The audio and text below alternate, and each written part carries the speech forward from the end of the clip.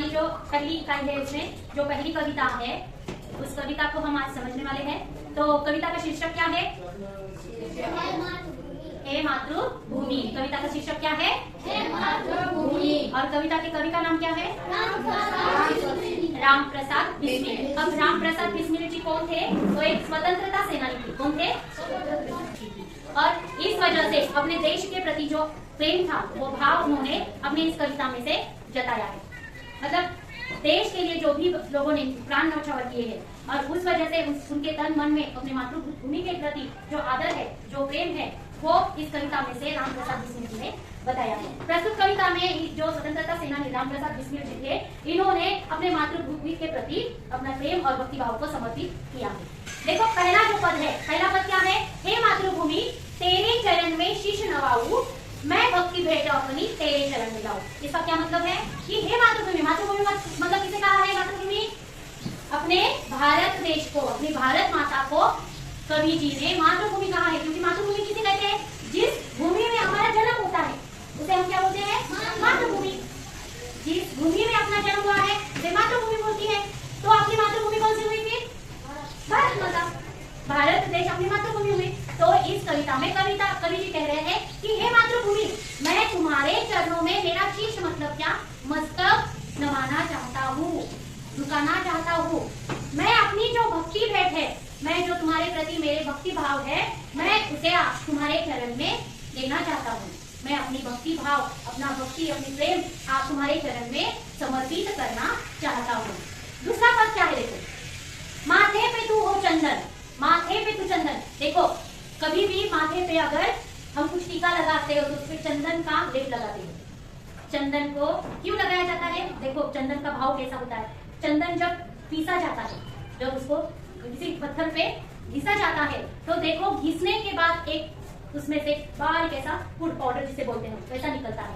और वो निकलने के बाद उसमें से सुगंध आती है ना, और वो सुगंध जो है हर तरफ फैलती है।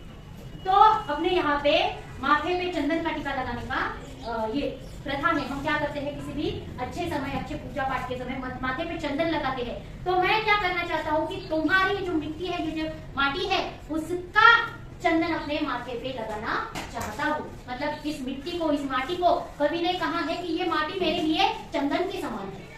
चंदन जैसे हम चंदन को बहुत महत्व देते हैं, उसी प्रकार ये जो माटी है, ये जो मिट्टी है, ये मिट्टी मैं अपने माथे पे लगाना चाहता हूँ। चाहते हैं कवि कि ये जो मिट्टी है, अपनी भारत भूमि की जो मिट्टी है, उसको माथे पे चंदन की तरह मैं लगाना चाहता हूँ। और कहते हैं कि छाती पे तू हो माला, जो तेरे मातृभूमि के जो फूल है, मैं अपने छाती पे उसको चढ़ाना चाहता हूँ।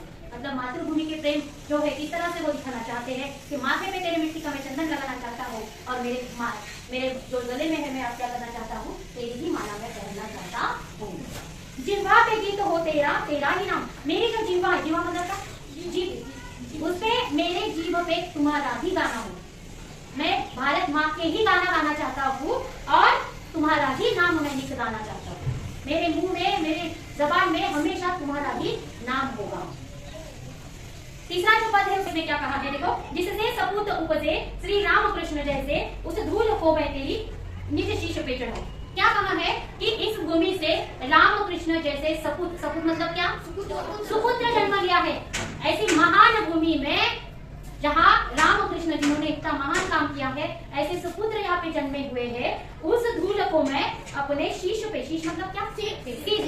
शीश बोलते हैं, उसको मैं अपने शीश पे लगाना चाहता हूँ। जो धूल है जहाँ पे राम कृष्ण खेले हैं, उस धूल को मैं क्या करना चाहता हूँ? मेरे शीश पे लगाना चाहता हूँ। चौथा पद जो है क्या है? माई समुद्र जिसकी बदरज को नित्य धोकर, करता प्रणाम तुझको मैं वे चरण लगाऊं। देखो क्या कहा है कि ये जो समुद्र है, माई किसे कहा है?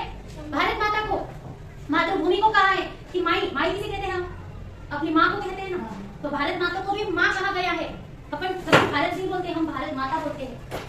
क्यों कहते हैं? इस माँ के प्रति, इस अपनी माँ के प्रति जैसे हमें प्रेम आदर भाव रहता है, उसी प्रकार से इस मातृभूमि के प्रति, भारत माँ के प्रति हमें प्रेम आदर भाव है। इसकी वजह से हम उसको भी माता कहते हैं। तो हे माई, जिस पद को मतलब जिस माँ की मिट्टी में समुद्र है और ये समुद्र उस तुम्हारे चरण को नित धोता है, उसी चरण को मैं दबाना चाहता हूँ।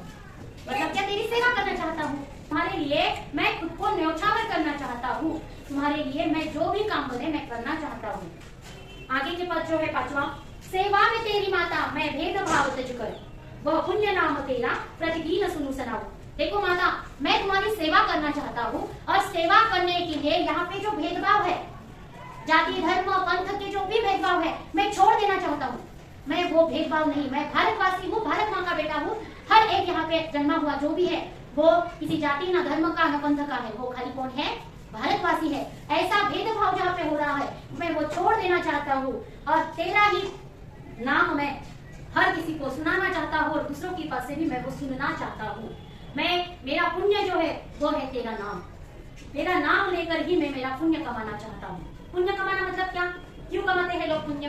किसी की सेवा करके, किसी को अच्छा अपना जो भी अपने से मदद मिलती है वो मदद करके। अगर अपन बोलते ना कि किसी को मदद करने से हमें क्या मिलता है? पुण्य मिलता है। तो ये पुण्य मैं तेरा नाम लेकर ही कमाना चाहता हूँ और तेरा ही नाम मैं सुनना भी चाहता हूँ और सुनाना भी चाहता हूँ। अगर जो पद है उस पद में क्या कहा है देखो, तेरे ही काम आऊं, तेरा ही मंत्र गाऊं, मन और देह तुम पर बलिदान जाऊं। देखो मैं जो भी काम करूंगा मैं सिर्फ तुम्हारा ही काम करना चाहता हूँ। मतलब मातृभूमि के प्रति काम करना मतलब कौन सा काम करना है? अगर मातृभूमि के लिए काम करना है तो कौन सा काम करेंगे आप? हाँ, मातृभूमि के वास्ते क्या काम करेंगे आप? इस मातृभूमि को जोड़ने के लिए, इस लोगों को जोड़ने के लिए मैं खुद को न्यौछावर करना चाहता हूँ। अब ये स्वतंत्रता सेनानी थे। रामप्रसाद बिस्मिल जी कौन थे? स्वतंत्रता। जब भारत देश स्वतंत्र हुआ था क्या? नहीं। तो भारत देश के लिए स्वतंत्रता प्राप्त करने के लिए हर एक लोग ने, हर एक व्यक्ति ने अपनी तरफ से काम किया था। तो रामप्रसाद बिस्मिल जी कहते हैं कि मैं स्वतंत्रता प्राप्त करने के लिए जिन्होंने जो जो काम किए है वैसे ही मैं खुद भी काम करना चाहता हूँ। मतलब मातृभूमि के जो भी काम है मैं खुद करना चाहता हूँ और उसके साथ साथ मैं तेरा ही मंत्र गाना चाहता हूँ। मंत्र कब कहते हैं? मंत्र कब कहते हैं? मंत्र कब कहते हैं? जैसे ईश्वर के लिए, भगवान के लिए, अल्लाह के लिए हम उनका नाम जपते हैं, तो मैं वो नहीं, मैं तुम्हारा नाम जपना चाहता हूँ, भारत माँ का नाम जपना चाहता हूँ।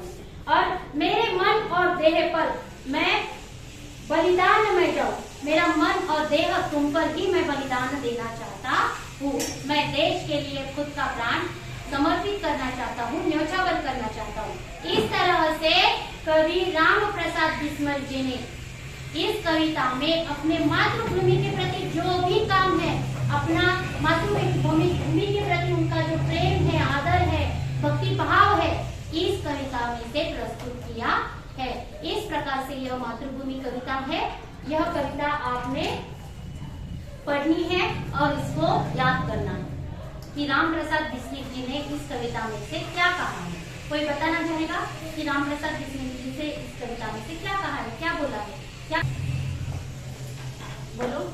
मातृभूमि की सेवा। रामप्रसाद बिस्मिल जी ने मातृभूमि की सेवा के लिए कहा। हाँ, रामप्रसाद बिस्मिल जी ने इस कविता में अपनी मातृभूमि की सेवा करने के लिए कहा है। Very good.